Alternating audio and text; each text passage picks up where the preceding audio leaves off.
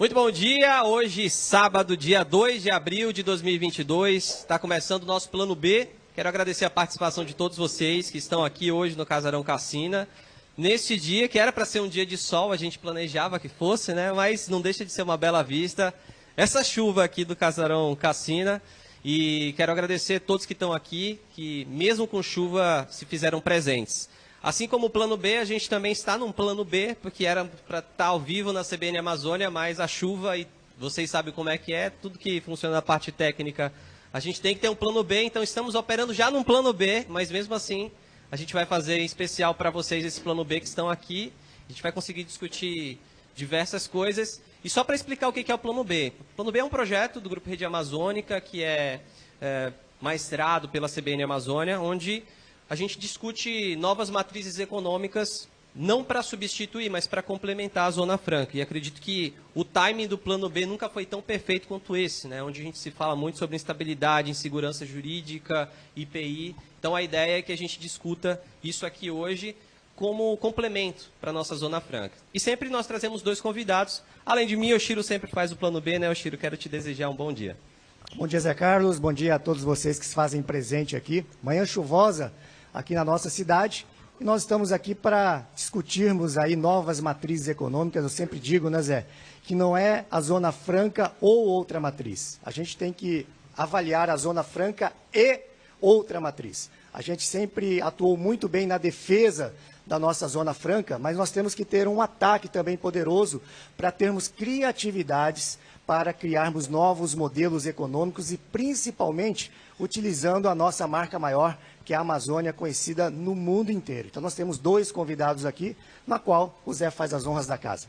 Hoje nós temos a honra de receber aqui Jaime Benchimol, presidente da Afogás. Quero agradecer a sua participação e desejar um ótimo programa desde já. Bom dia. Bom dia, obrigado. Parabéns pela iniciativa e a gente espera, com essa discussão hoje, poder jogar alguma luz nesse processo tão importante que é a Zona Franca e as suas alternativas de crescimento. Temos aqui também o presidente da RD Engenharia, Romero Reis. Presidente, muito obrigado pela participação. Nós aqui agradecemos, Zé Carlos, o Chiro, Jaime, a todos os presentes, ouvintes da Rádio CBN, né? É uma oportunidade incrível. Eu me lembro quando era menino, na década de 70, tinha uma frase histórica que dizia: integrar para não entregar. 50 anos depois, não integramos e o desenvolvimento está batendo a nossa porta. Então hoje a gente vai ter a oportunidade de conversar sobre isso e o melhor, sair daqui melhor do que entramos, sabendo que tem solução. Agora é preciso arregaçar as mangas e botar a ação para acontecer. Agradeço a participação de vocês. A gente vai abrir daqui a pouco para perguntas, se vocês quiserem e tiverem dúvidas durante a nossa discussão. E já começar, então, contextualizando um pouco, né, desse momento que a gente está vivendo. Eu tenho 30 anos, o Romero falou aí sobre o integrar para não entregar, né? E eu estava fazendo uma reportagem em 2020, um especial de Manaus, e eu não conhecia a história da Zona Franca, a função dela, o propósito dela. Então, fazendo uma linha do tempo, eu consegui ver a importância da Zona Franca não só para os amazonenses, para os manauaras, mas para a região como um todo. E aí eu queria que vocês começassem contextualizando o quão bom é para a gente ter a Zona Franca aqui, não só para a gente, mas para o Brasil também. Bom, eu acho que todos nós, amazonenses, tiramos a sorte grande com o estabelecimento, a criação da Zona Franca de Manaus em 1967. O objetivo inicial era diminuir as desigualdades regionais e manter o território nacional íntegro. Eu acho que esse, na ocasião, eram os dois maiores propósitos. Mas nós conseguimos, além disso, outras coisas muito importantes. Nós conseguimos, com a Zona Franca, preservar a floresta, conseguimos gerar uma base tributária robusta para o estado do Amazonas e conseguimos beneficiar toda a população brasileira com os produtos de qualidade e de preços reduzidos que a Zona Franca de Manaus produz, né? Esse último é um dos elementos comumente esquecidos. A Zona Franca beneficia não apenas a todos nós na Zona Franca de Manaus, mas a todos os consumidores dos nossos produtos. Por quê? Os chamados incentivos e subsídios estão repassados nos preços dos produtos, de forma que o consumidor brasileiro é o grande beneficiário desse processo. E fazendo a reportagem na época sobre essa história de Manaus, a economia de Manaus, eu entrevistei um economista e ele falou um pouquinho sobre as construções dos bairros aqui da capital. E aí bairros como Parque 10, Japim e outros, eles foram sendo construídos ao longo do tempo para receber as pessoas que vinham trabalhar no distrito industrial. E aí pergunto do Romero, né, você que é do ramo da construção. De que forma a Zona Franca ela traz para a gente esse PIB que bota a gente no top 10, traz esse faturamento para que a gente consiga crescer também, não só em economia, mas em construção? Eu acho que esse assunto é muito interessante, mas antes eu quero falar um pouquinho sobre a questão da comunicação, né? Zona Franca de Manaus? Não, acho que é a Zona Franca do Brasil. Então a gente precisa ter essa comunicação com os demais estados. Nós que estamos aqui sabemos da importância dela. Sabemos que a curto e médio espaço de tempo, nenhum segmento econômico vai ser capaz de produzir 100 mil empregos diretos, 30 bilhões de dólares de faturamento anual.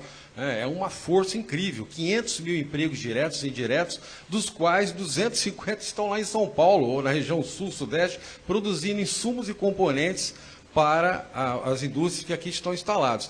Então, ao comunicar isso, né, eu acho que até desafio a Suframa, acho que a Suframa é importantíssima nesse papel, que não poderia ter um aeroporto, nem um porto, nem um shopping, nem um local de grande concentração de pessoas que não tivesse uma propaganda da Zona Franca dizendo isso. Olha, a televisão que você compra é mais barata porque é produzida com os incentivos que é repassado para você. Poderia ser importada, mas é fabricada no Brasil, gera emprego. Olha aí a Zona Franca do Brasil.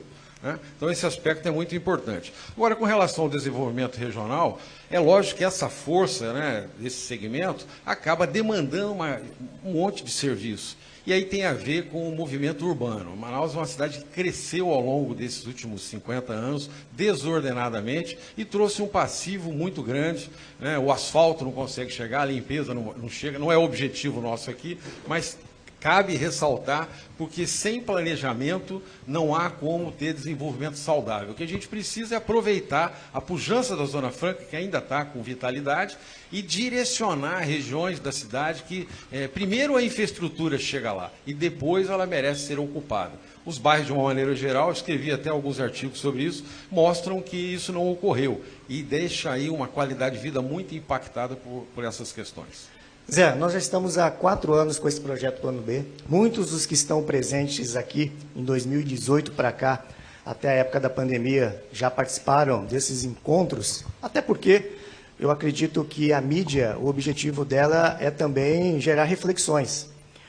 E de lá a gente não viu nada aparecer com relação a plano diretor, a planejamento, e aí a gente sabe que envolve governo também. Qual é o grande desafio, Jaime, para a gente ir em busca de novas matrizes econômicas? É preciso o quê? Porque a gente já está com esse projeto há um tempo e a gente não viu nada acontecer. Muito bom. Deixa eu só, um pouquinho antes de responder a tua pergunta, dizer o porquê que nós precisamos novas alternativas, né? Nós estamos, nesse momento, diante de algumas ameaças, né?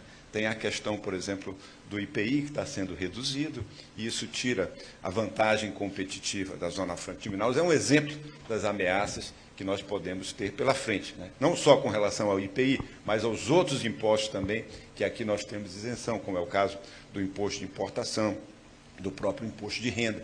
Uma reforma tributária pode impactar esse processo, né? E o ICMS é mais local.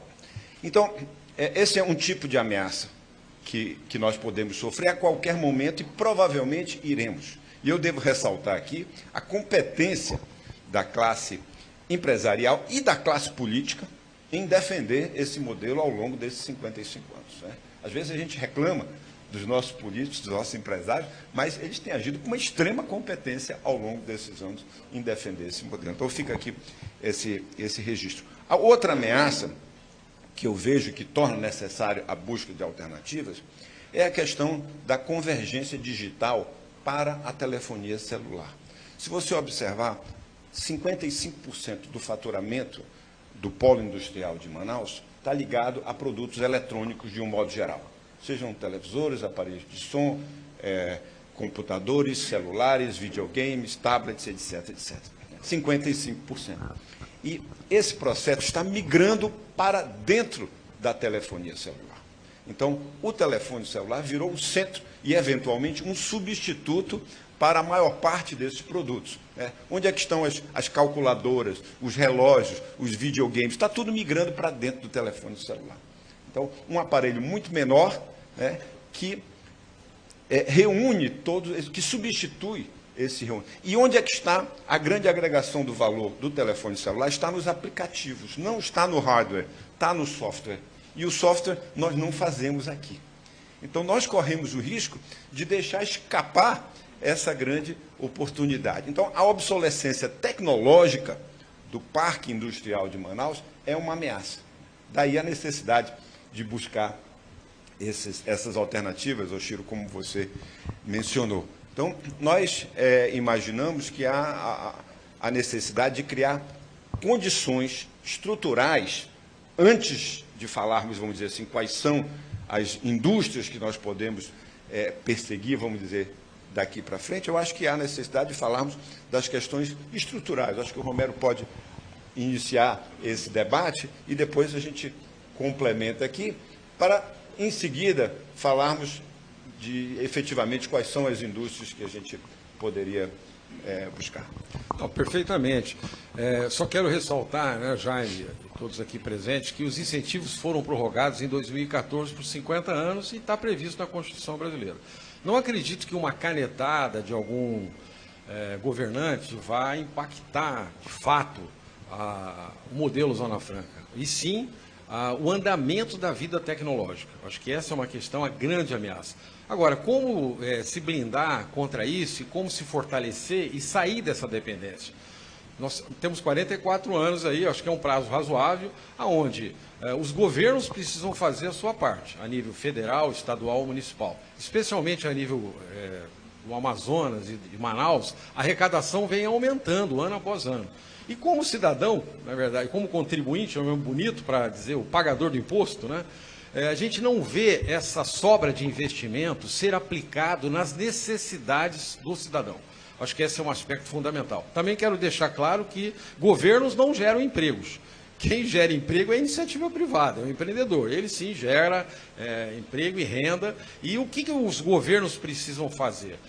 Dar o exemplo, usar bem o recurso que é arrecadado às duras penas e criar um ambiente de negócios menos hostil, questões estruturantes, é preciso discutir o custo da energia, é preciso discutir o custo logístico, integrar. É fundamental que a BR-319 seja pavimentada. No ano que nós estamos aqui, virando o século, e esse problema ainda continua lá. Ou seja, se resolver as questões estruturantes, energia, logística, infraestrutura, educação, né? Como é que você vai falar em polo digital se os alunos da última série do ensino fundamental têm menos de 1% de proficiência nessa área?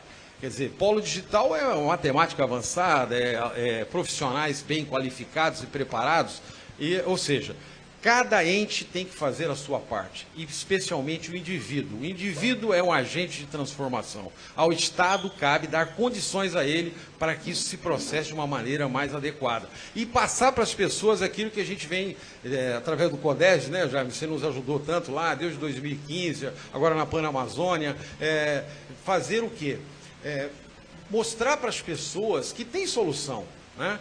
Que é possível inserir Manaus entre as 10 melhores cidades para se viver e trabalhar. Mas o poder federal tem que fazer a sua parte, o governo estadual, municipal, as entidades, as empresas. O empresário precisa ter aquela percepção de que vale a pena empreender em Manaus, porque a desburocratização chegou, as licenças acontecem, tem fomento, tem mão de obra especializada, tem infraestrutura, tem logística, aí ele vai fazer a conta. Eu coloco isso no Sul, Sudeste, em outro país, ou eu coloco na Zona Franca, incrementada com os incentivos que precisam permanecer por mais algum tempo, até que os segmentos econômicos que nós vamos discutir daqui a pouco possam ser alavancados.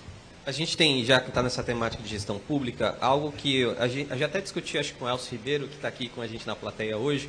A gente tem a dificuldade de dar segmentos em alguns projetos. Então, a gente tem de 4 em 4 anos uma eleição, inclusive estamos no ano eleitoral.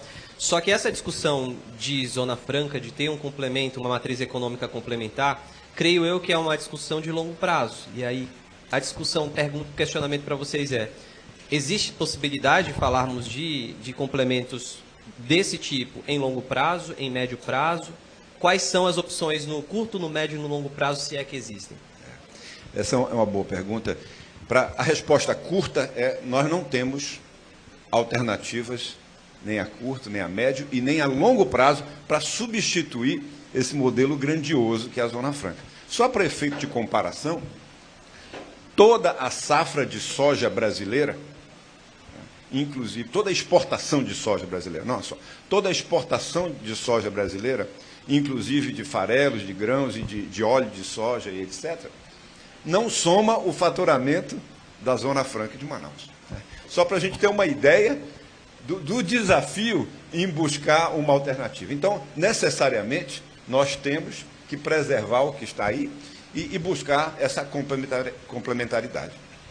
Mas, só adicionando aqui ao que o Romero falou muito bem sobre a parte estrutural, eu acho que um dos problemas que nós temos é que nós estamos buscando, queremos essa indústria, queremos o turismo, ou queremos um polo de mineração, ou queremos etc. Mas não estamos pensando que antes disso é preciso buscar condições estruturais para que essas coisas aconteçam. E aí nós fracassamos em cada uma dessas iniciativas. Eu queria destacar aqui alguns aspectos importantes. Romero já falou aqui da BR-319, que é uma essencialidade. Aliás, é um absurdo que a gente não consiga reasfaltar uma estrada que já existia, né? Então, a mesma coisa está acontecendo agora com a BR-174. A BR-174, que é a estrada para Boa Vista, que vai até a Venezuela, etc., nesse momento está em péssimas condições, não apenas por causa das chuvas,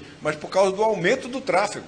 Então, nós precisamos buscar, quem sabe até a duplicação, o alargamento. Acho que a caixa é muito estreita, difícil de ultrapassar na estrada, etc. Então, são aspectos assim que definem, porque as estradas são vetores de crescimento enorme. Se não temos qualidade nelas, então. Mas eu queria, por exemplo, ressaltar outros aspectos, né? Por exemplo, no Amazonas, nós temos 62 municípios. Que eu saiba, apenas o município de Manaus, você pode carregar e descarregar um container com eficiência. Talvez, não sei, Parintins, durante um tempo, tinha alguma coisa. Mas, basicamente,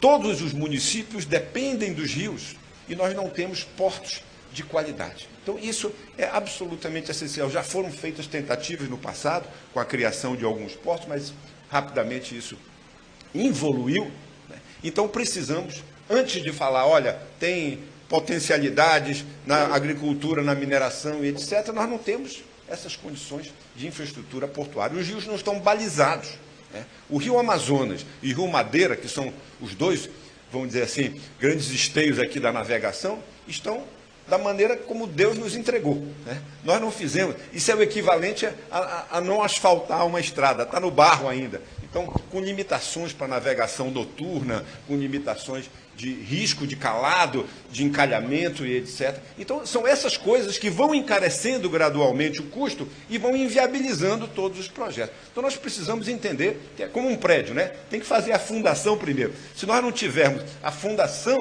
e essa fundação passa pela infraestrutura, esse é um processo. Vou dar um exemplo também de coisas que está nas nossas mãos, na mão do Estado do Amazonas, para fazer. Nós temos... o interior precisa de transporte, né? E nós, por a distância continental, precisamos de comunicação. Então, transporte e comunicação reduzem a distância continental que tem o Estado do Amazonas. São duas coisas prioritárias. Vamos olhar, então, como é que nós estamos tributando o transporte e a comunicação. Se você olhar e pegar a sua fatura de internet ou a sua fatura de telefonia, você vai ver que o ICMS representa mais de 30% do valor do serviço cobrado. Se separar as duas coisas e calcular quanto é que o ICMS representa, é mais de 30%. Então não faz sentido, nós precisamos rever isso aqui, fica uma exortação aqui aos nossos governantes para rever, porque comunicação aproxima, né? Nós queremos nos aproximar do mundo e de nós mesmos, né? E não podemos ter uma tributação tão elevada. Ela é mais importante na Amazônia, a comunicação, do que na maioria dos países. Se você pegar, por exemplo, o óleo diesel, que é absolutamente essencial também para fazer todo esse transporte na região, a alíquota aqui é 18%, mas é 18 sobre 82. Quer dizer, 82 é o preço do produto, 18 é o imposto. Então, 18 sobre 82 dá 22%. É muito cara a tributação de coisas que são essenciais para a nossa região. Então, eu vou dizer, olha, vamos viabilizar alguma coisa numa cidade do interior. Mas, de outro lado, nós estamos inviabilizando. Então, precisamos de um Estado saudável, menor, né, com boa arrecadação, que temos, inclusive. Hoje temos essa situação. Né? O Estado até tem gerenciado bem a arrecadação e aumentado a arrecadação, mas aproveitar as oportunidades para dizer, espera aí um minuto, né?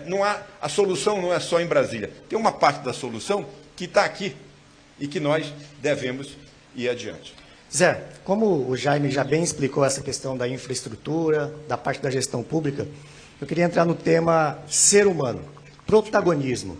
A gente sabe que as grandes mudanças, as grandes evoluções no mundo, teve uma pessoa que assumiu essa liderança e esse protagonismo.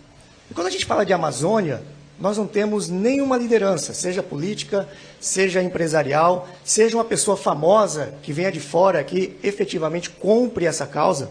Eu estive agora 2 semanas em uma expedição para Barcelos, onde nós fomos, inclusive, conhecer uma fábrica de água retirada da atmosfera do Amazonas, em plena Barcelos, e tinha lá, dentro do barco que nos levou, empresários dos Estados Unidos e da Europa.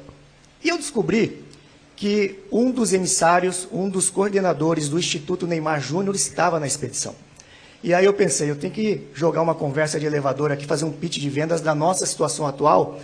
E aí eu falei, olha, nossa situação hoje está assim, num dos jantares ali no meio do Rio, e o que é que o Neymar, de repente, pode fazer pela gente? Ele falou, olha, quem manda no Neymar é o pai dele.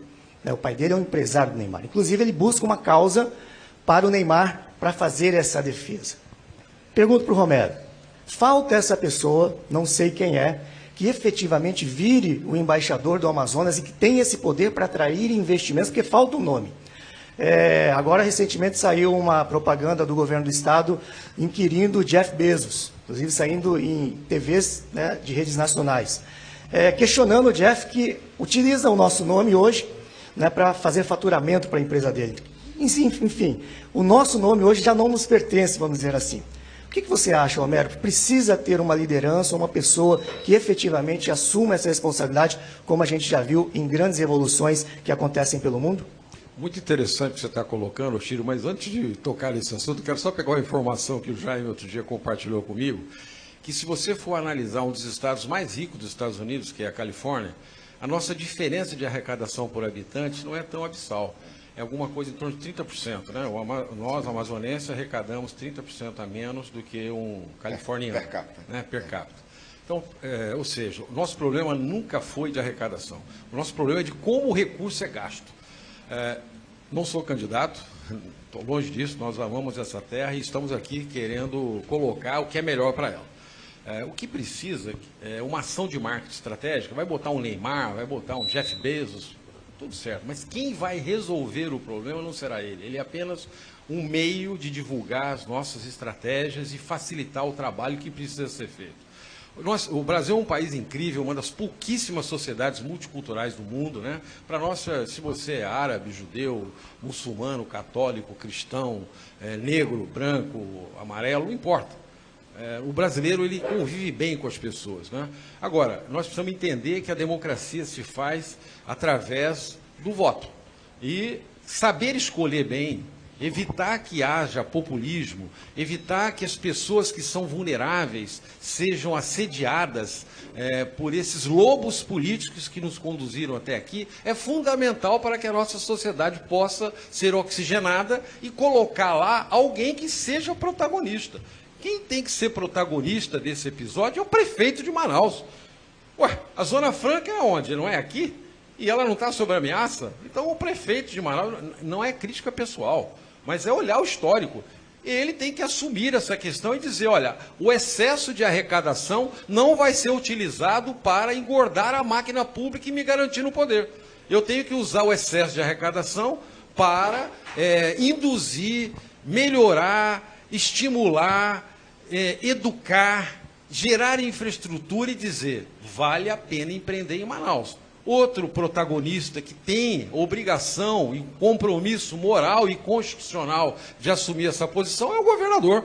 Ele precisa, juntamente com o prefeito, podem ser de partidos diferentes, de ideologias diferentes, mas o interesse do Estado e da cidade precisa ser respeitado. E quando esses protagonistas assumirem isso, com pessoas capacitadas ao redor deles, que vão dizer para onde nós iremos, de uma forma estruturante, de uma forma não com visões míopes, mas com visões de Estado, com visões de longo prazo, porque nenhum modelo vai ser estabelecido complementarmente à Zona Franca, quer seja o turismo, quer seja metalurgia ou qualquer outra atividade, bioindústria, em curto espaço de tempo, vai demandar um tempo.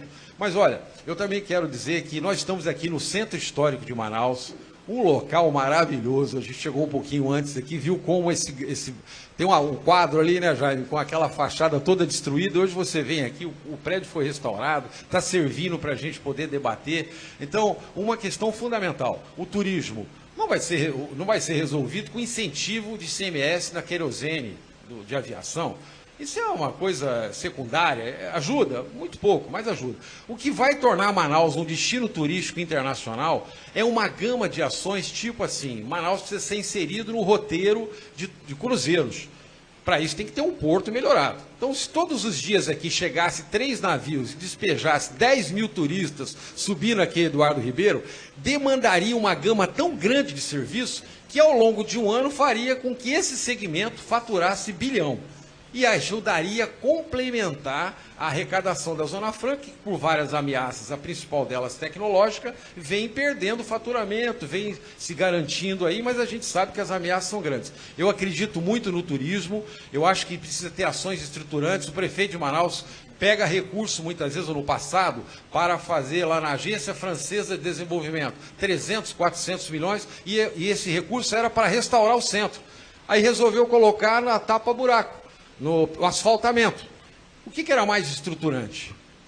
Eu não preciso responder. Eu fiz a pergunta, mas não preciso responder. Todos nós sabemos. Se restaurar o centro de Manaus, se inserir Manaus no roteiro de cruzeiros, se você criar equipamentos como um teleférico, como uma roda gigante, como um observatório, né? Se você treinar a mão de obra, colocar placas em vários idiomas, tudo isso vai colocar uma nova pista no aeroporto, né?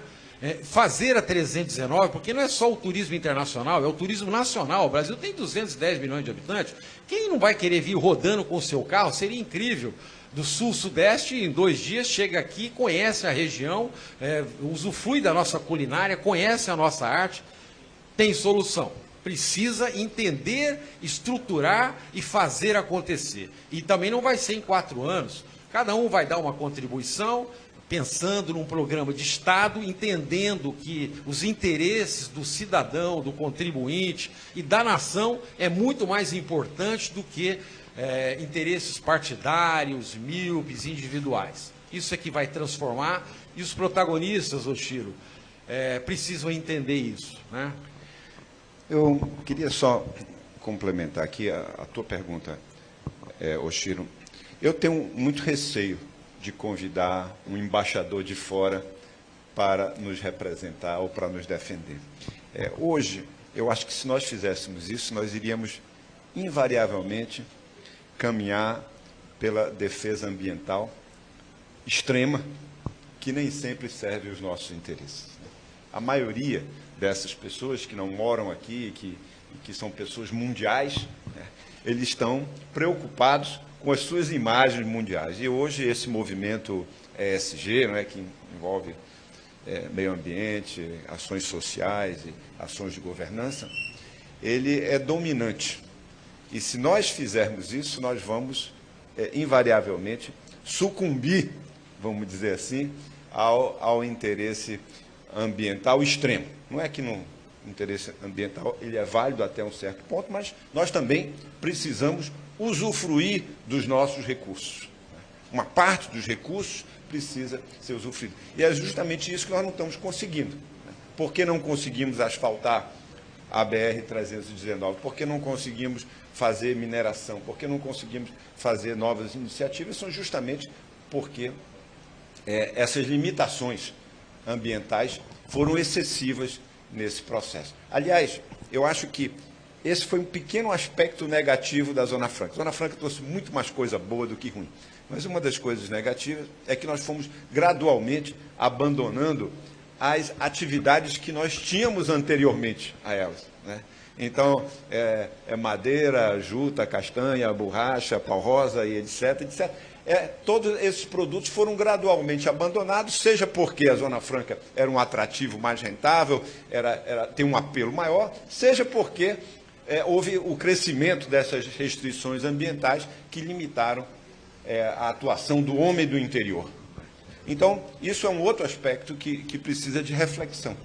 Nós precisamos saber nos posicionar, né? Olha, tem uma dose aqui de interesse ambiental, mas tem uma dose importante de interesse econômico que nós precisamos explorar para justamente fazer crescer. Porque vai ser muito difícil criar alternativas aqui para a Zona Franca de Manaus sem, de alguma forma, impactar o meio ambiente. Eu quero só fazer um complemento aqui.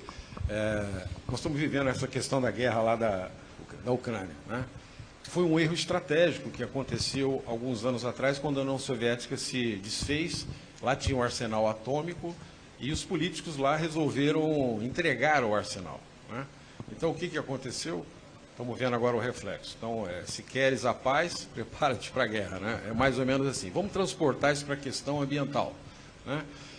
Todos os países ricos e desenvolvidos que têm uma estratégia de não desenvolvimento da Amazônia e a outra vertente é de independência de áreas de reserva e povos indígenas, isso vai na contramão de estabelecimento de alternativas econômicas. Então, nós precisamos entender que esse é um movimento internacional daqueles que têm recursos, países mais desenvolvidos, e que têm interesse aqui. Como é que nós vamos quebrar isso? Reconhecendo, né, Jaime, que você falou, que vai haver uma convivência entre o desenvolvimento e a preservação ambiental nos limites que o Brasil estabelecer. Nós já temos uma regra, uma lei, né, que recentemente foi revisada, graças a Deus, o Código Florestal, ele foi agora revisado, e que devolveu para cidades como Manaus que a área de preservação permanente para rios de mais de 600 metros, como é o caso do Rio Negro, tem uma área de preservação permanente inferior a 500 metros. Porque sentenciar 500 metros é dizer para Manaus que toda a sua orla fluvial não vai ter desenvolvimento, quer dizer, a área mais nobre de Manaus. A cidade está de costa para o rio, e não pode acontecer isso. E exatamente essa questão ambiental, nós precisamos admitir que vai haver respeito à lei. A lei hoje diz que 80% tem que ser preservado e 20% pode ser utilizado as propriedades legalmente reconhecidas. Só que a pressão internacional não quer permitir nem 1%. E isso é inadmissível, isso fere uma coisa fundamental das nações, que é a soberania. Então, nós brasileiros precisamos ter governantes, precisamos ter cidadãos que entendam bem esse aspecto e que digam: quem sabe o melhor para o desenvolvimento regional é quem vive aqui, né? Portanto, quem está mais próximo do problema tem mais condição de tomar suas decisões e definir seus rumos. Isso é uma ação estrutural. Romero, você falou em entender e compreender o nosso momento. E aí eu vou puxar um link para um filme que recentemente foi lançado na Netflix, não sei quem aqui teve a oportunidade de assistir, Não Olhe Para Cima. E aquele filme, ele retrata claramente o nosso problema aqui. Existe uma ameaça, o cometa está se chocando, no nosso caso, e eu percebo que ninguém está percebendo isso. Eu não sei se falta marketing através de um terrorismo, e aí eu vou passar a pergunta para vocês, porque eu sempre faço essa pergunta. E hoje nós já estamos com a água no pescoço, porque a lei está aí. Se ela não for revogada, nós efetivamente perdemos o nosso maior diferencial. E se nós não revertermos isso, o que acontece com a nossa região indo lá no fundo para a gente poder, de repente, conscientizar a população, conscientizar, inclusive, alguns empresários e, como um todo, essa situação. O que acontece com a nossa região, Jaime? Bom, assim, estás falando com relação ao IPI recentemente, né? A redução inicial, que seria de 25%. Eu acho que algumas indústrias são muito mais impactadas do que outras, dependendo da alíquota do IPI. Se você tem uma alíquota de 10%, então você perde 2,5% de vantagem competitiva. Se você tem uma alíquota de 20%, então seria 5%. Eu começo a fazer diferença. Eu acho, primeiro, que, novamente, eu gosto de buscar, primeiro, quais são as soluções que nós podemos oferecer. E eu vejo, por exemplo, novamente aqui, que o Estado do Amazonas tem a sorte, e tem tido, sob certo aspecto, também a competência de se manter saudável do ponto de vista financeiro. É um Estado pouco endividado, é um Estado que tem uma arrecadação robusta. Acho que nós podíamos pensar em, primeiro, que é claro, temos que defender o modelo, estou de acordo, etc. Mas podemos pensar em reduzir alguma tributação aqui, aumentar a devolução do ICMS, o incentivo do ICMS para compensar esse processo. Eu acho que está na hora de nós agirmos assim, um comportamento um pouco mais adulto. Olha, tem um problema aqui, esse é o problema, vamos tomar o destino em nossas mãos, como eu estou chamando aqui nesse processo. E vamos olhar isso muito bem. O governo federal, por algum motivo, não pôde fazer isso, ou não quis, não sei exatamente. Então, o que é que nós podemos fazer? Nós estamos em condições, e é por isso que é preciso o Estado do Amazonas dar um exemplo de eficiência, de gestão e eficiência financeira, porque nós temos que ter, vamos dizer assim, um cofre separado para fazer frente a essas situações, né? E esse é um momento, esse é um exemplo, né, do que fazer. Nós poderíamos compensar isso com uma redução nas alíquotas de ICMS, por exemplo, né? Isso, de alguma forma, ajudaria as organizações. Claro que teria um impacto nas finanças do Estado, etc., mas, assim, é a hora também de nós crescermos. Eu vejo que, e também, à medida que você faz isso, e isso está sendo feito de uma forma muito gradual, não estou defendendo a medida do governo, mas eu imagino que isso vai acontecer com mais frequência daqui para frente. Eu acho que à medida que isso acontece, também as próprias empresas vão buscando ganhos de eficiência para justificar isso daqui. Eu não acho que vai haver uma debandada da Zona Franca de Manaus com uma redução dessa natureza. Se a redução aumentar, então o problema pode se agravar. Mas eu acho que uma parte da solução é efetivamente interna. E, novamente, tudo que foi dito aqui, né, com a melhoria do ambiente de negócios, a redução da complexidade tributária, o que puder ser feito no âmbito estadual, deve ser feito no âmbito estadual. Eu acho que nós estamos focando exageradamente no governo federal em busca das nossas soluções. Acho que há coisas a serem feitas, tanto na área federal quanto na área municipal também, para melhorar o ambiente de negócio, tornar mais barato fazer negócio aqui em Manaus. E com isso, quem sabe, conviver. Naturalmente que todas as outras alternativas de buscar novas indústrias, de buscar novos polos de suprimento, tudo isso funciona. Mas eu acho aqui que nós precisamos repensar por onde buscar as nossas soluções. A gente chegou no momento em que discutiu bastante sobre essa questão, principalmente de tributação, e eu queria saber se alguém teria uma pergunta. Elisar tem uma pergunta, pode fazer.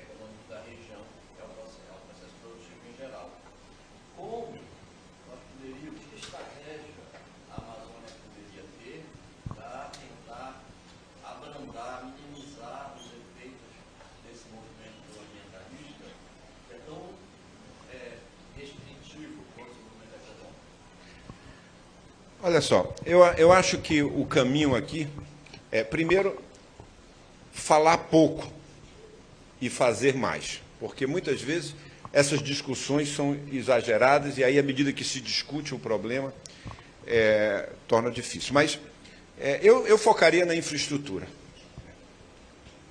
Eu focaria na infraestrutura. Vamos fazer projetos de infraestrutura, como facilitar a abertura de portos, como facilitar o balizamento dos rios, como reasfaltar as estradas, como melhorar as comunicações, a eletrificação, etc. Porque a infraestrutura, ela, do ponto de vista ambiental, não tem um grande impacto, e do ponto de vista social, ela tem um impacto muito positivo. Então, é muito difícil para as organizações internacionais que querem preservar a integridade da Amazônia, a totalidade da Amazônia, combater os processos de infraestrutura. Então, eu iria por aí, antes de qualquer uma outra coisa. Eu não tentaria fazer um confronto direto com os órgãos ambientais, porque esse confronto nós vamos perder. Isso está claro. O movimento ESG é fortíssimo no mundo. Qualquer coisa que se faça, nós vamos perder. Então, eu iria em busca de projetos de infraestrutura em determinados lugares, de tal modo que fosse retirando os gargalos para o nosso desenvolvimento. Esse seria o caminho. Essa seria a minha sugestão. Não sei se o Romero tem um outro caminho. Eu acho isso aí bem interessante. A gente vê aquela questão da corrupção ideológica, né? Então, a pessoa tem uma habilidade jurídica, acho que a segurança jurídica é outro aspecto estruturante, sem ela fica difícil, por isso que eu acho que a arbitragem é uma grande saída para melhorar a velocidade de solução dos conflitos, e isso traz mais, fortalece o ambiente de negócio, né? Mas especialmente nessa questão ambiental, a gente percebe muito um viés ideológico, né? Então, o garoto às vezes tem um bom conhecimento, né, jurídico, presta concurso, vai ser procurador. Aí só que ele tem um viés ambiental. Aí ele chega lá, ele como procurador, quer seja nível federal ou estadual, ele está lá para defender o interesse do Estado e não para destilar a sua ideologia. E aí começam os problemas, né? Olha o que a gente enfrenta aqui, que bom que o Código Florestal foi revisado. Acho que isso é um avanço para nós, sem dúvida nenhuma. Veja se tem cabimento uma lei federal que trata a área de terrenos urbanos com o mesmo rigor da mata. Só na cabeça de pessoas desvairadas, me permite dizer assim, isso é possível. Trouxe um imbróglio enorme, isso foi promulgado no primeiro ano, segundo ano do governo Dilma. Isso trouxe uma insegurança jurídica terrível para o país.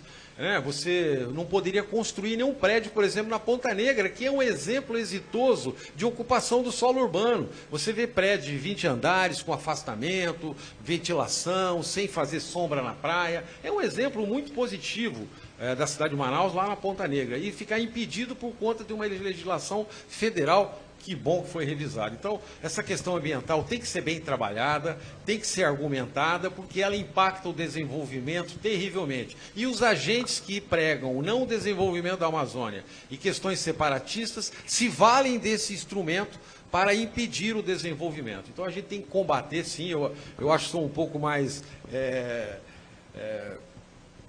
obstinado com relação a isso. Acho que tem que haver um enfrentamento de uma forma inteligente, não como divisão, mas com argumentação, falar menos, usar mais o poder da caneta. Eu acho que isso é importante, porque só assim você vai poder construir um ambiente de negócio adequado. Quero só também dizer que o que vai acontecer com a Zona Franca, e não vai acontecer isso, por isso que tem que ser trabalhado, né? Se o modelo sair. Lembra de Detroit?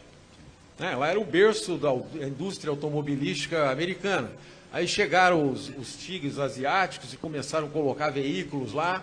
E como os Estados Unidos também é o berço do liberalismo, todo aquele parque industrial virou... uma cidade fantasma. Cidade fantasma, exatamente. Então, para que não aconteça aquilo, então, é o marketing de terrorismo? Não.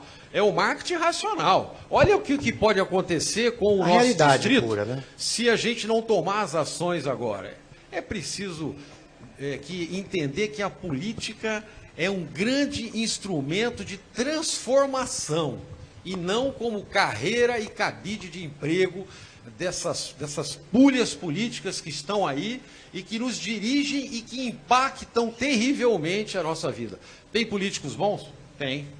E é neles que nós temos que nos concentrar e só colocando pessoas competentes na nossa bancada parlamentar, à frente das prefeituras do governo, é que a gente vai ser capaz de transformar e construir esse ambiente para os brasileiros e para o mundo dizer assim, vamos empreender em Manaus, porque a energia é barata, a infraestrutura chegou, não tem burocracia, tem internet de qualidade, tem aeroportos, as pessoas são preparadas, são amistosas, são produtivas.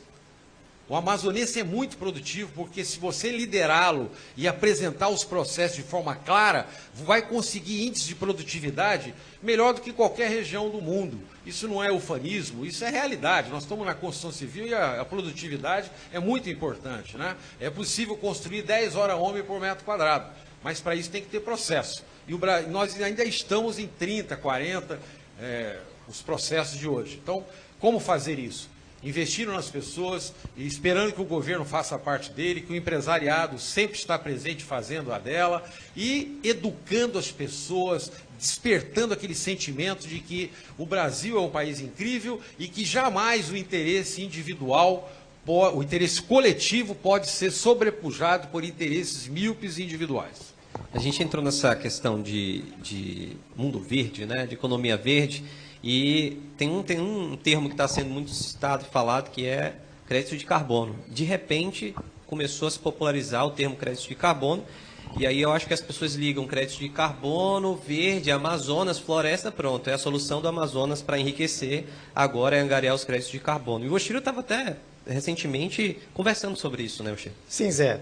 Eu estive semana passada agora em Foz do Iguaçu, onde eu passei por 3 dias e meio, entendendo o que é a nova economia, metaverso, inteligência artificial, e lá tinham grandes empresas. E aí teve um painel sobre ESG, e aí eu fiz um questionamento, porque nesses painéis tinham pessoas responsáveis por grandes organizações, por comitês dentro dessas organizações, para fazer acontecer o ESG nas empresas. E o crédito de carbono, para quem não sabe, o que é um crédito de carbono? Como é que funciona isso? As nações elas passam a ter metas de emissão de carbonos. Países que emitem menos carbono, elas conseguem criar uma certificação e vendem esses certificados para países que acabam jogando mais carbono do que a meta. E aí eu perguntei para uma dessas 3 pessoas, como é que essa parte burocrática, porque a gente ouve muito falar sobre isso, o ministro Paulo Guedes, inclusive, falou, olha, uma das alternativas é isso, mas eu perguntei porque eu também não sei, aí eu vou questionar aqui, né, os nossos convidados, se eles sabem também, como funciona essa parte burocrática, porque eu não vi nada acontecer, olha, está aqui o meu certificado, vamos comercializar, a meta está assim, o saldo é isso. Jaime e Romero, vocês entendem um pouquinho disso ou é uma cortina de fumaça que, de repente, é jogada para, de repente, desviar um pouco a atenção? Deixa eu fazer aqui uma reflexão. Em 1992, na ECO 92, no Rio de Janeiro, o meu pai, na época, né, Samuel Benchimol, fez uma apresentação sobre o Imposto Internacional Ambiental, que é uma ideia precursora do crédito de carbono. E ele propunha que aqueles países que conservassem melhor a natureza, que tivessem uma pegada de carbono menor, como se chama hoje, recebessem transferências daqueles que estão poluindo o nosso planeta com mais intensidade. Na maior parte, os países mais desenvolvidos emitem de 5 a 8 ou 10 vezes mais do que os países menos desenvolvidos ou em desenvolvimento em termos de carbono. Mas isso, naturalmente, que não prosperou. Mas ele tomou um outro formato, mais tarde, que foi o crédito de carbono. O crédito de carbono não contempla, não beneficia a Amazônia, porque ele não é feito para favorecer aqueles que preservam florestas existentes. Ele é feito para beneficiar quem atualmente está usando carvão, lenha, diesel ou outro combustível mais poluente e substitui isso por combustíveis mais limpos. Isso gera o crédito de carbono. Então, uma indústria, por exemplo, automobilística, como vamos pegar o caso da Tesla, né, que produz veículos elétricos com um impacto ambiental menor, gera crédito de carbono, que ele vende para outras empresas, como a Ford, a GM e a Volkswagen, que ainda usam carros no ciclo Otto, que é o ciclo da combustão.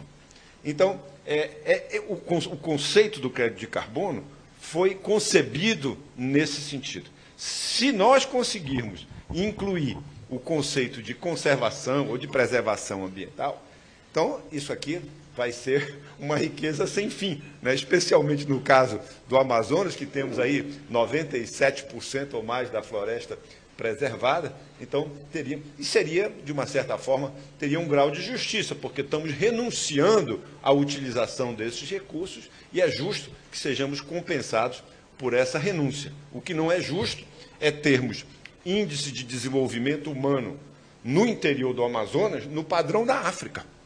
Se nós olharmos, o interior do Amazonas é uma das regiões mais pobres do Brasil. Padrão África. O IDH aqui tem IDH em alguns municípios aqui, Itamaraty, Amaturá, etc. Municípios muito pobres, né, que são do padrão da África Central, inclusive. 0,50, 0,40 de IDH. Isso não é aceitável, né? Você estando sentado em cima da riqueza, está sentado em cima da mineração, dos rios, da pesca, da piscicultura, etc. Mas não pode fazer nada porque alguém disse, não, essa região aqui precisa ser preservada para o bem do planeta, né? E eles, por sua vez, podem fazer. Então, acho que o conceito aqui, nós podemos trabalhar. Esse é um argumento firme. Quem quiser adotar essa bandeira ambiental, seria justamente buscar, esse é um caminho, né? Não sei como é que vai ser usado esse recurso, mas o caminho seria fazer com que a conservação gere crédito de carbono. Esse é um caminho possível aí. Essa semana agora, pegando complementação do que o Jaime estava dizendo, eu participei de uma reunião junto com o secretário nacional de habitação, que tratava exatamente sobre a curva de subsídio para a habitação de baixa renda, né? Não há como fazer habitação de baixa renda se não tiver subsídio, porque é uma política pública nacional. E é preciso reconhecer, eu sou totalmente averso ao subsídio, me coloco do lado liberal, mas é preciso entender que isso é uma questão estratégica, né? E o IDH aqui é péssimo. E o que nós sempre defendemos? Que os recursos do orçamento do FGTS, que são distribuídos pelos vários entes federados, só 16% do orçamento fica aqui. 84% é remanejado para outros estados, porque o estado do Amazonas não consegue aplicar. E por que acontece isso? Por uma série de questões estruturais. Os problemas não são resolvidos. O custo de obra em Tabatinga, na tríplice fronteira, não pode ser menor do que Manaus. Quando o governo determina isso, ele está colocando um problema lá. Vamos transportar isso para a questão ambiental, né? Crédito de carbono é uma maneira de você monetizar a floresta? Perfeito. Mas tem que entender também que a lei brasileira permite 20%. Poderia agregar um parâmetro lá para monetizar isso, dizendo assim, ó, se você desmatar 20% da sua propriedade, gerando atividade econômica e que gera emprego, e que vai recolher os impostos, você pode ter o seu papel mais valorizado do que outro que preserva 100%. Porque senão, o que vai acontecer? Então, o recurso internacional mantém a floresta em pé e, a partir de agora, o Brasil não pode fazer mais nada. Isso é muito complicado, isso mexe com a nossa soberania e precisa ser muito bem avaliado. Então, a minha fala é no sentido de que quer monetizar a floresta em pé, é necessário, é uma maneira de gerar funding, perfeito. Mas que se leve em consideração que a lei brasileira, a qualquer momento, pode ser revisada e pode, inclusive, valorizar os títulos de propriedades que têm um percentual estabelecido em lei, que não é fixo, que pode ser em função da vida do país, pode ser revisto a qualquer momento, e que traga benefício. Porque senão fica só mantendo a floresta em pé e impedindo o desenvolvimento, o que é terrível para nós, né? Alguém tem alguma pergunta? O microfone está por aí.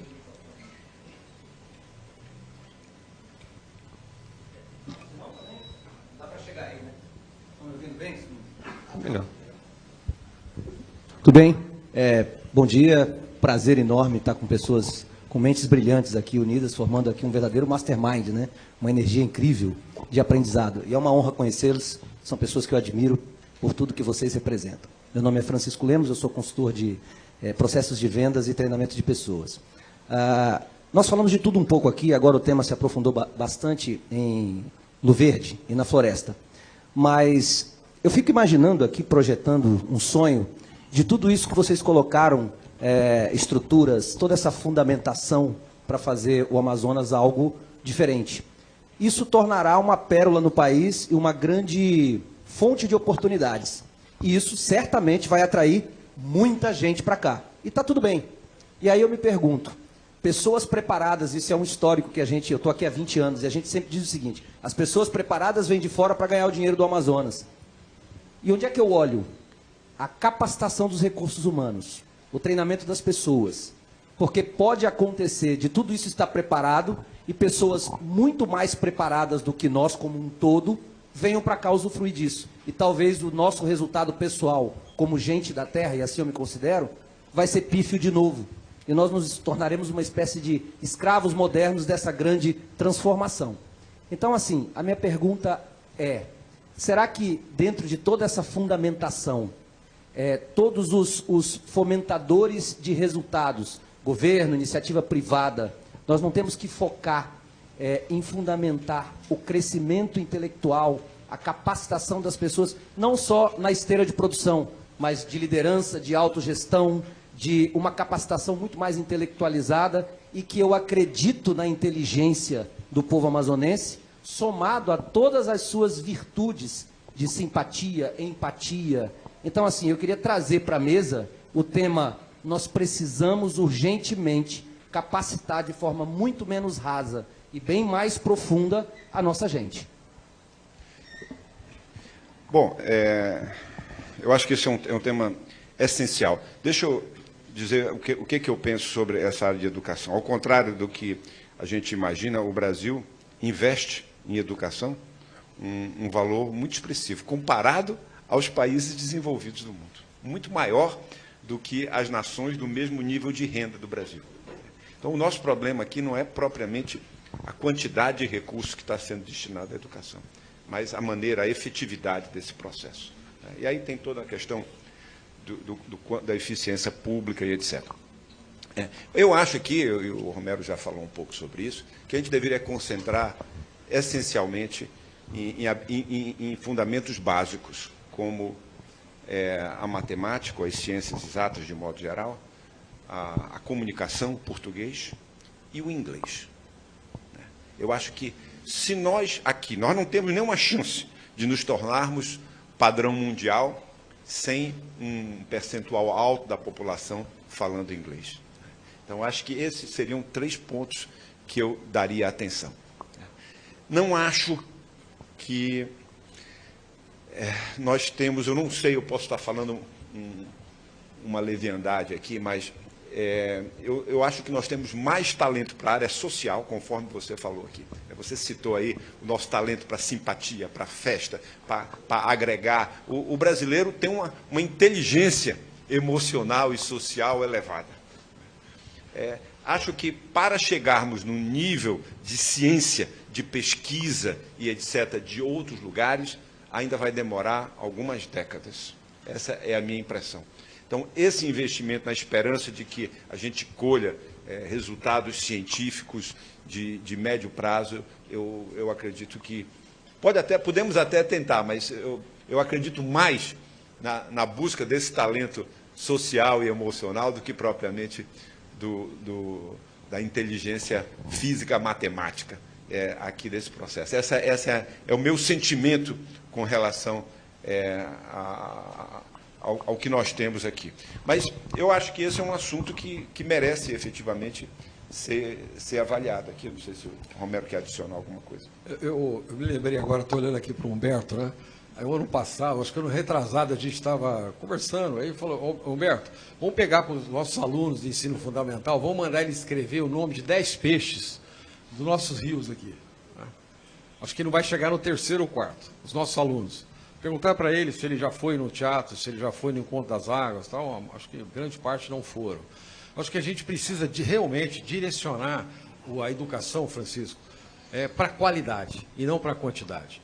Eu tenho um sonho, né? Eu até comentei contigo, Jaime, de ter um convênio da Prefeitura de Manaus com o INPA. Mas não é o INPA, Instituto de Pesquisa, é o INPA lá do Rio, Instituto de Matemática Pura e Aplicada. Eu acho que se a gente faz tipo uma ação desse tipo de educação, pega as 50 melhores cabeças dos nossos alunos de ensino fundamental. Eles vão cumprir o horário na escola dele, de manhã ou de tarde, e depois, no outro período, ele vai ter aula de matemática avançada, para que a gente possa formar uma base de prováveis técnicos e profissionais do polo digital. E dizer para ele o seguinte: nós estamos investindo em você, e depois que você se formar como técnico ou como nível superior, você tem que deixar aqui 5 anos trabalhando aqui na região, senão o cara do Canadá vem aqui, capta ele, leva ele rápido, são condições diferentes. Ou seja, isso é muito transformador. E você acha que o Ceará passa, o maior índice de aprovação no Itaime é lá no Ceará? Tu acha que é porque o cearense tem uma CPU grande?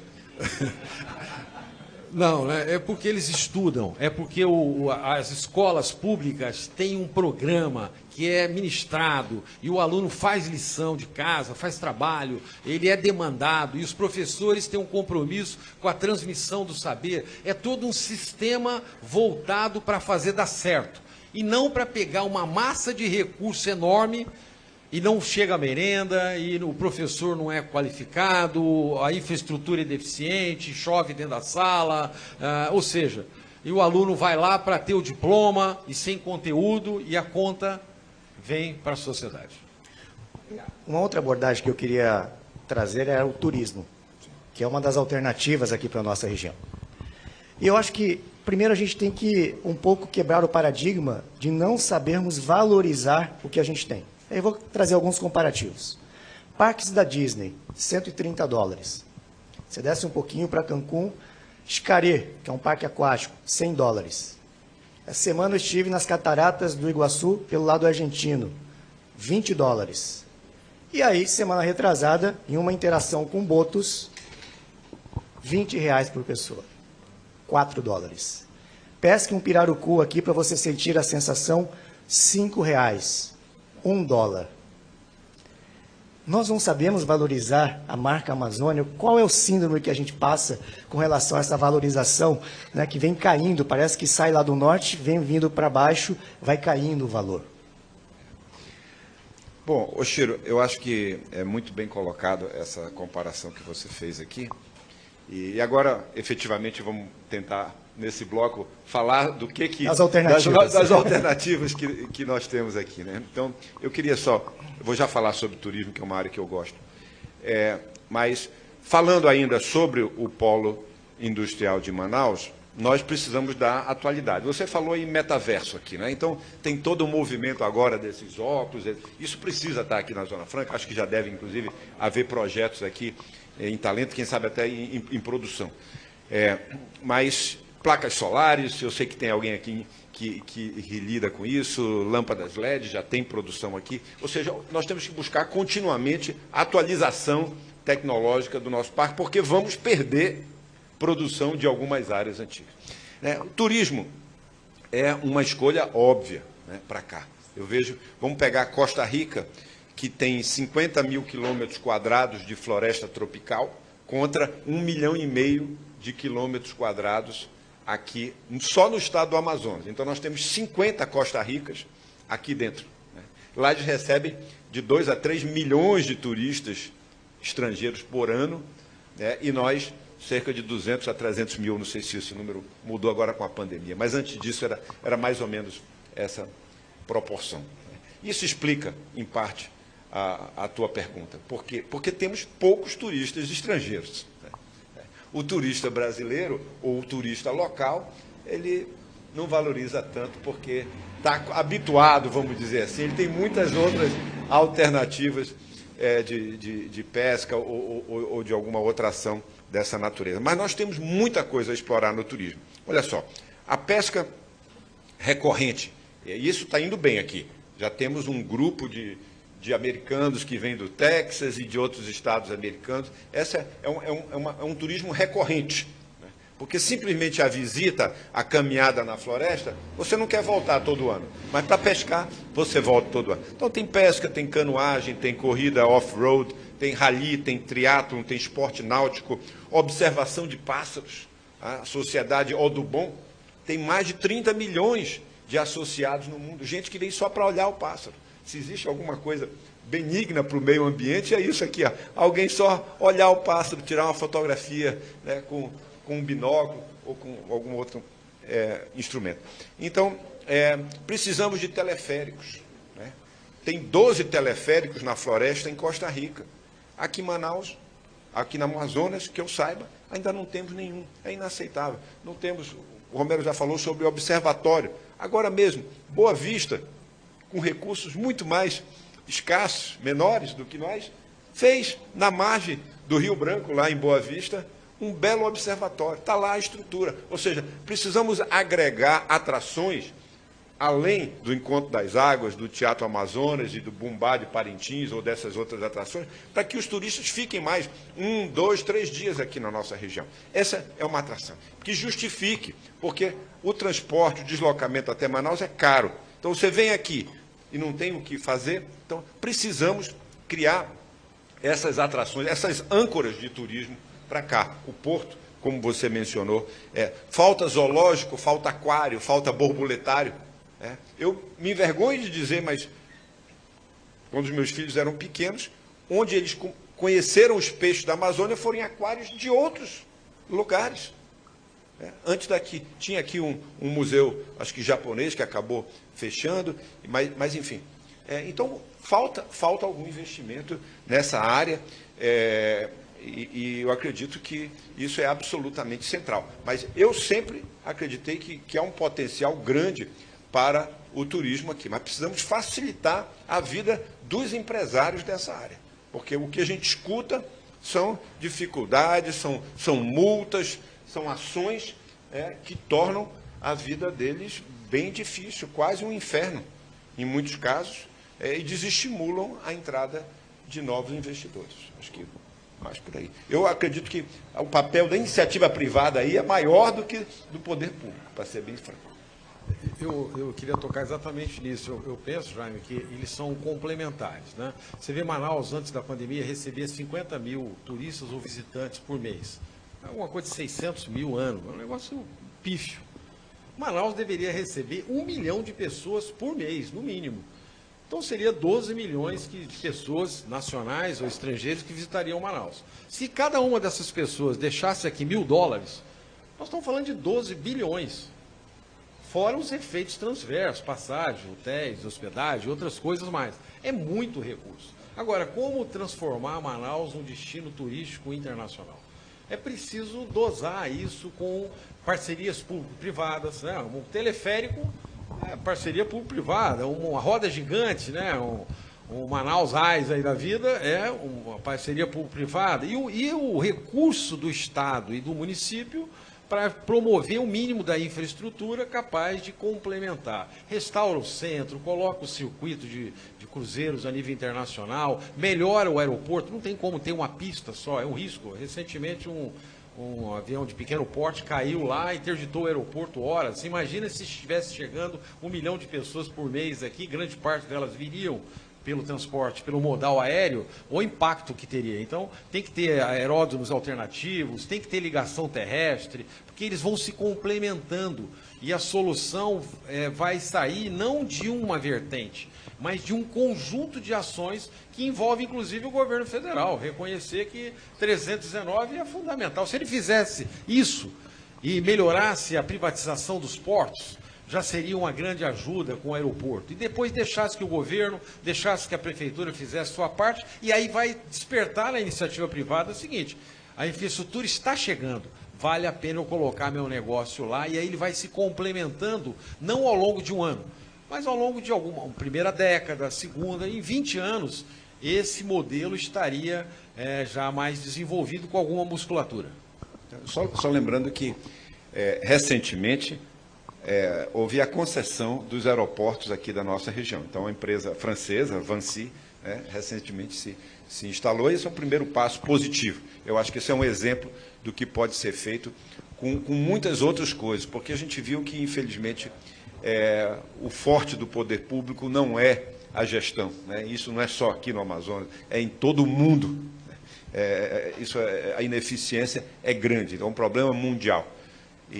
Então, eu acho que a gente tem que criar o espaço e as condições e as concessões, mas essas concessões têm que ser de baixo risco, porque as concessões públicas brasileiras são extraordinariamente burocráticas, caras e monitoradas. Então, isso encarece o processo. Então, nós teríamos que, por exemplo, fazer concessões de todos os portos, e mesmo urbano, concessões das linhas de ônibus, concessões dos terminais e etc. Então, eu acho que a mentalidade um pouco mais pró-mercado, pró-capitalista, precisa ser contemplada. Eu sei que esse assunto foi menos bem do que nós gostaríamos nesse último governo, mas, de qualquer maneira, avançou em alguns aspectos. Portanto, eu acho que o turismo é um dos elementos onde o papel da iniciativa privada é central. Nós temos que criar as condições para investimento nessa área. Para a gente finalizar, temos mais 3 perguntas aqui, começando 4 perguntas. Doutor Jaime, Romero, essa questão do turismo, ela me angustia um pouco quando eu ouço a discussão, porque sempre se fala que o turismo é uma solução. De fato, aqui no Amazonas, nós já tivemos um momento do setor de turismo melhor. Nos anos 80, nós tínhamos uma média anual de 500 mil turistas domésticos, turismo de compra, e 150 mil estrangeiros, turismo de natureza. Isso se manteve, o turismo de compra se manteve até 91, quando houve a abertura econômica da economia, e o turismo internacional, né, nessa, assim, em torno de mais de 100 mil turistas por ano, até 94, por aí. Nessa época, eu lembro, havia muito mais eco-resorts do que tem hoje. Inclusive, São Gabriel da Cachoeira enfim. Era muito mais ativo o turismo aqui. E aí, a partir de 95, por vários fatores, começou a ter um decréscimo também no turismo internacional. Agora parece que está havendo uma recuperação. Mas, enfim, o que eu vejo, então, potencial tem, porque no passado já houve. Mas eu não sei se tem potencial para se tornar um turismo de massa.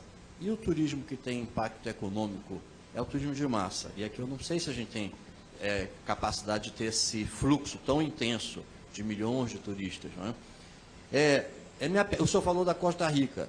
Isso me lembrou de um tema que eu nunca ouço e que sempre me preocupa, que é quando se fala de turismo para o Amazonas, que é a questão das oportunidades intervenientes. A Costa Rica é um bom exemplo de uma oportunidade interveniente em relação ao turismo do Amazonas, ao mercado norte-americano, né?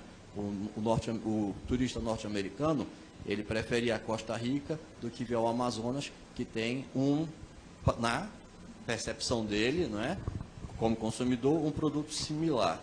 O que o senhor acha dessa questão das oportunidades intervenientes para o desenvolvimento do turismo aqui, e se nós temos capacidade de ter um turismo de massa, ou se é possível ainda ter recursos suficientes desse segmento sem ser de massa? Acho que o maior problema do turismo hoje no Brasil é a segurança, Belisário. É a falta de segurança, né? Pelo menos a fama que o Brasil conquistou, infelizmente, ao longo desses anos, e que efetivamente cria... as pessoas vão passear para se divertir, não para se arriscar. Entendeu? Então, acho que esse é um elemento central aqui que deve ser considerado nesse processo. Naturalmente que, como eu falei, toda essa infraestrutura, toda essa burocracia, a legislação excessiva nessa área, torna esse processo muito difícil. A Costa Rica, eu dei esse exemplo, é um exemplo bom, mas eu não falei tudo. A Costa Rica tem, além da floresta tropical, ela tem praias e vulcões, né? Então, são duas outras âncoras. Nós também temos praias, ótimas praias durante uma parte do ano, mas não temos vulcões e outros. Então, eles têm, né, uma atração muito forte o ano inteiro. O ano inteiro nesse processo, além, como eu disse, de cruzeiros, uma incidência muito grande, cerca de 2, 3 navios por dia, e também todos esses parques privados. Esses teleféricos, esses 12 teleféricos, por acaso, que eu mencionei, são todos iniciativas privadas, particulares, de hotéis de selva e etc. Então, assim, o Brasil não tem sido feliz na atração de turistas. Eu não vi os números depois da Copa do Mundo, mas até a Copa do Mundo, aqui no Brasil, nós atraímos cerca de 7 milhões e meio de turistas estrangeiros por ano. 0,5% do turismo, 0,5% do turismo mundial. Então, é muito pouco. O Brasil é muito grande, é muito bonito para merecer tão pouca visita. Então, efetivamente, eu acho que precisamos rever. Eu acho que a questão da segurança aqui é central. Então, se queremos transformar Manaus numa cidade mundial, né, que é um conceito da socióloga amazônica, Berta Becker, que ela achava que Manaus era uma das poucas cidades que tinham talento para ser uma cidade mundial. Né? No Brasil seria Rio de Janeiro, talvez Salvador e Manaus. Né? Assim como nos Estados Unidos você tem Nova York, é uma cidade mundial, mas Washington não é. Né? São Francisco é uma cidade mundial, mas Los Angeles é uma grande cidade, mas não é uma cidade mundial. Não tem aquela personalidade, aquele caráter próprio. A cidade de Manaus tem isso, tem essa identidade com a floresta. Então, temos um potencial para trabalharmos e transformar Manaus numa referência mundial, né, com o turismo como uma das âncoras. Isso é possível fazer. Só complementando aqui, Orlando, há 5 anos atrás, recebia mais de 60 milhões de turistas a ano. Uma cidade. E grande parte não vai lá para ver o Mickey, tá? Tem outras atrações, né? Especialmente no que o Belisário estava falando, ninguém nasce adulto, né? O cara nasce bebê, tomando leite materno, depois come papinha, aí quando ele começa a andar com a sua vai tomar alimento sólido. Assim é o turismo aqui também, né? Agora, tem que haver um plano pensado, envolvendo os entes federais, estaduais, municipal, comunicado para a sociedade e colocado no primeiro ano, vamos fazer essas ações, no segundo ano, e assim, aquilo como objetivo de Estado, não como objetivo de administrações momentâneas que estão à frente dos entes federais, estaduais, municipal. Se isso não for uma consciência, não vai rodar, porque ele vai instalar, a iniciativa privada vai instalar a necessidade para ficar esperando chegar, ou ele vai esperar a infraestrutura chegar, ou vai ser concomitantemente.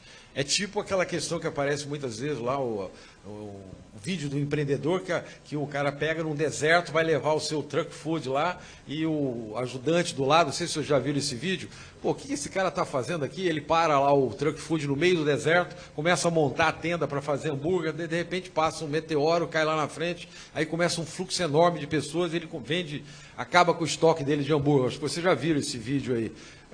O que vai acontecer? A informação é tudo, mas um plano com pé e cabeça entre os entes é a solução para que a gente possa ter esse segmento como alternativa capaz de gerar emprego e renda de forma sólida. O nosso tempo já está bem curto, a gente só vai conseguir mais uma pergunta, mas após a finalização aqui do nosso programa, a gente vai ter um coffee break, a gente vai poder conversar e debater mais um pouco. E nossa última pergunta com o nosso amigo que já tinha levantado a mão ali, por favor. Por questão de prioridade, né? Já tinha levantado. Bom dia, eu me chamo Rufo, prazer, brilhante esse momento, agradeço pela oportunidade. Eu sou novo em Manaus, vim fazer uma visita, apaixonei, fiquei. Trouxe minha empresa para cá, nós somos empreendedores da inovação tecnológica. Hoje nós criamos inovação aqui em Manaus para o mundo, atendemos empresas globais. Nós promovemos agora o primeiro evento, a primeira edição, que ocorre sexta-feira que vem aqui no Casarão, chamado Metazônia, um evento que é uma provocação para conectar o ecossistema de transformação digital e criar tecnologia daqui para o mundo. A gente acredita que essa é uma vertical da matriz econômica muito poderosa e com grande potencial. Traremos universidades, empresas, indústrias, atores aí que realmente são influentes. E a minha pergunta é, além de convidá-los para estar presente, e aí esse grupo aqui que está conosco, como a gente pode potencializar um movimento colaborativo de criação de aplicações tecnológicas, não necessariamente a pesquisa científica de estado da arte, mas a aplicação das tecnologias existentes em produtos e serviços que transformem organizações do Brasil e do mundo, né? Como a gente pode acelerar esse movimento aqui, partindo de Manaus. Obrigado, pessoal. E aí, quem fica com essa última... Eu acho que a ex-administração, né, municipal, ela fez uma coisa interessante, né? Ela criou uma lei dando incentivo para quem as startups, os institutos de ciência e tecnologia, as empresas de base tecnológica que se instalassem no centro, teria alguma isenção de ISS, alguns benefícios. Acho que isso ajuda, acho que acaba construindo.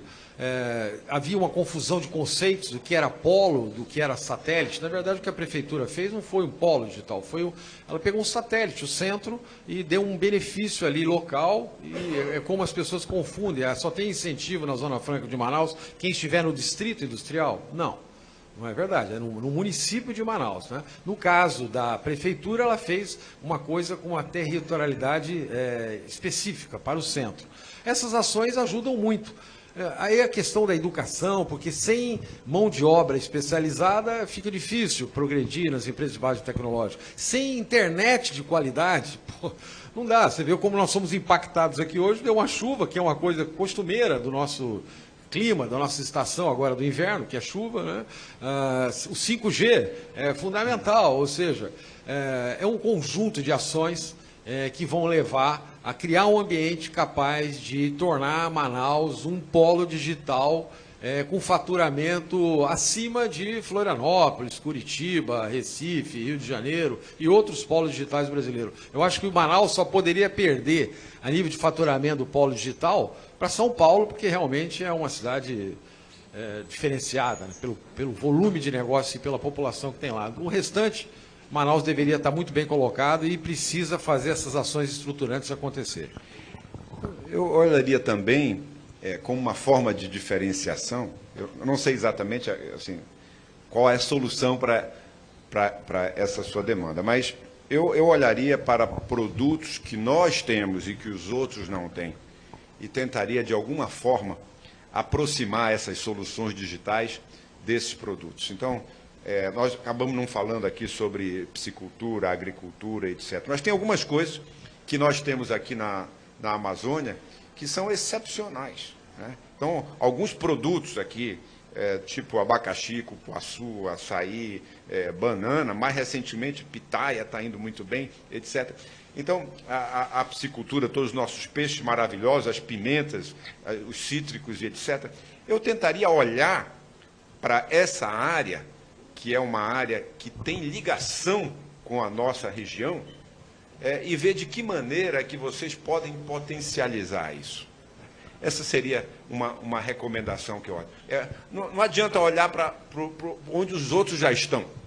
Já que vocês estão aqui na região, tiveram a coragem, são muito bem-vindos, eu considero empresários amazonenses, todos aqueles que trabalham aqui, independentemente de onde eles tenham vindo, né, que venham aqui e que paguem impostos e que criem empregos aqui na região.